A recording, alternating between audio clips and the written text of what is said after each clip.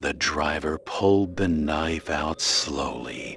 His eyes were wide with greed. He looked at the doctor and the old man in the back seat. "Give me your wallets," the driver hissed, "or I'll cut your throats right here." The doctor trembled, but the old man? He just smiled.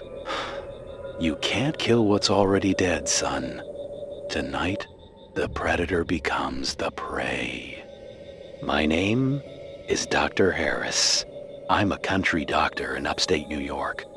I've seen death. I've signed death certificates. I know when a heart stops beating, but what happened on that frozen night in November changed everything I knew about life and death. It was midnight. I had just arrived at the train station after a conference in the city. The fog was so thick you could taste it, a cold, damp blanket that swallowed sound.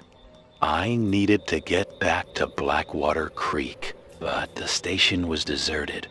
No taxis, no Ubers, just the silence of the winter night.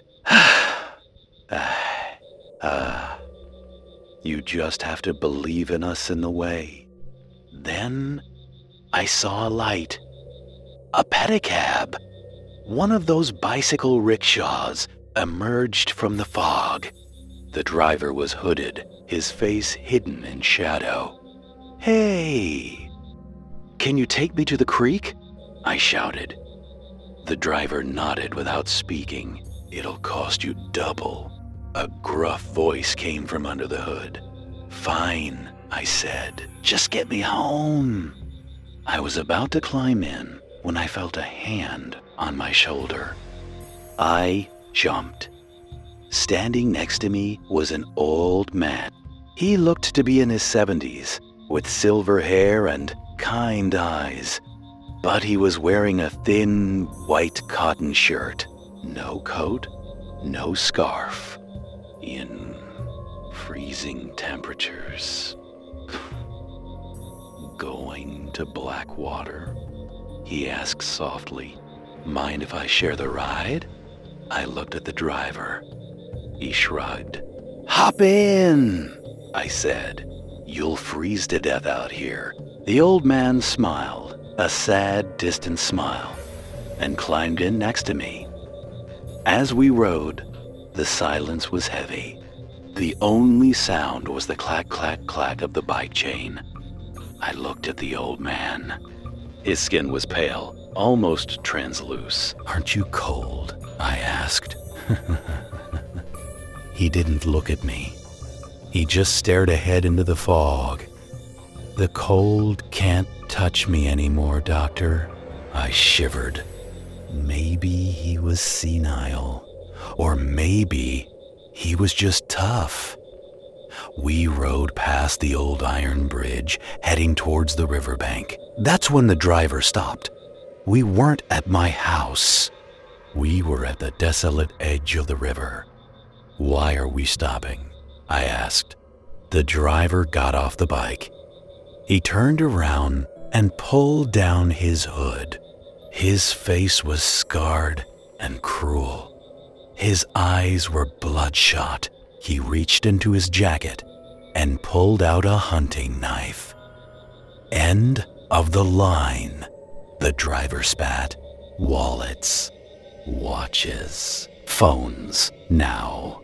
My heart hammered against my ribs. "Take it," I stammered, reaching for my pocket. "Just don't hurt us," I said. "Now."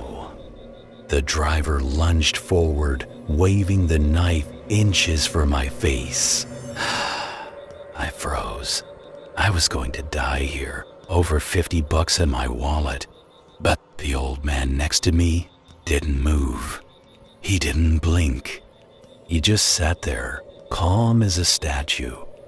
The driver thought he had 2 helpless victims. He was wrong. He had 1 victim and 1 executioner. Stop right there. If you believe that karma always finds a way, hit subscribe, because this old man is about to deliver a sentence that no judge can overturn.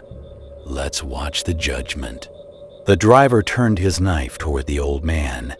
"Hey, Grandpa! You deaf?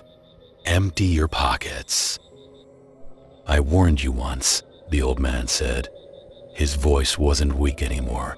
It was deep, echoing like it came from the bottom of a well.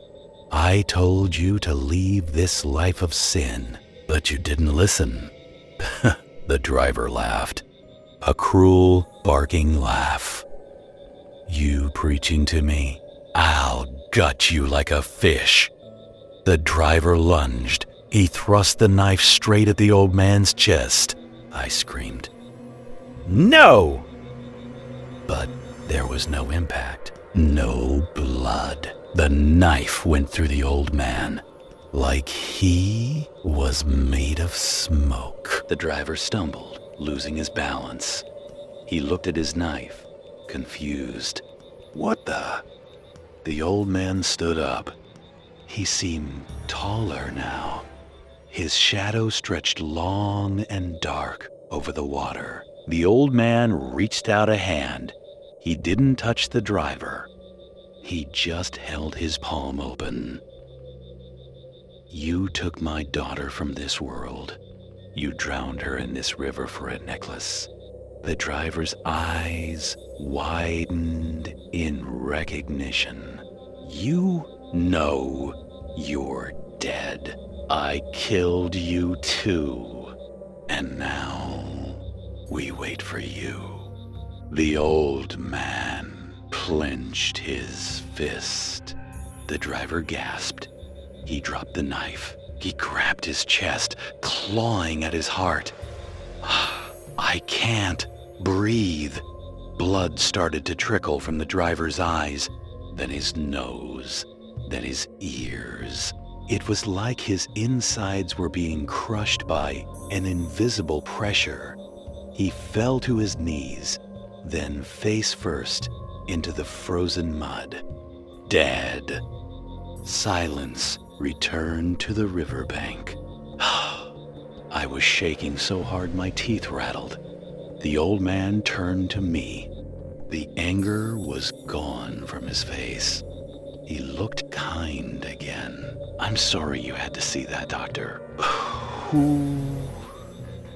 Who are you?" I managed to whisper. "Just a father," he said. "My name was Arthur.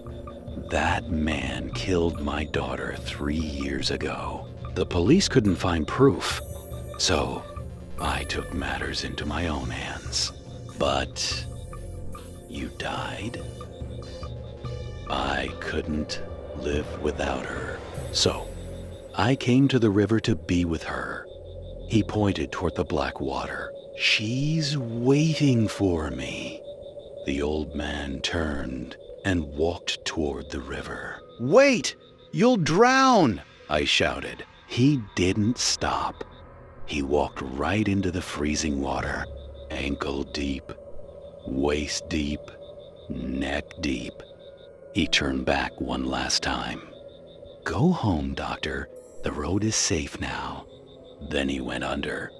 No splash, no ripples. Just gone. The police found the driver's body the next morning. Massive heart failure, they said. But they also found something else.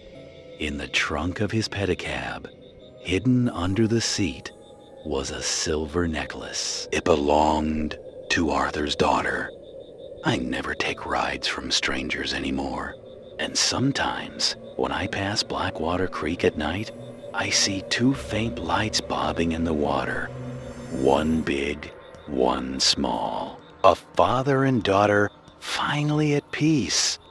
Question: do you believe spirits stay behind to punish the wicked?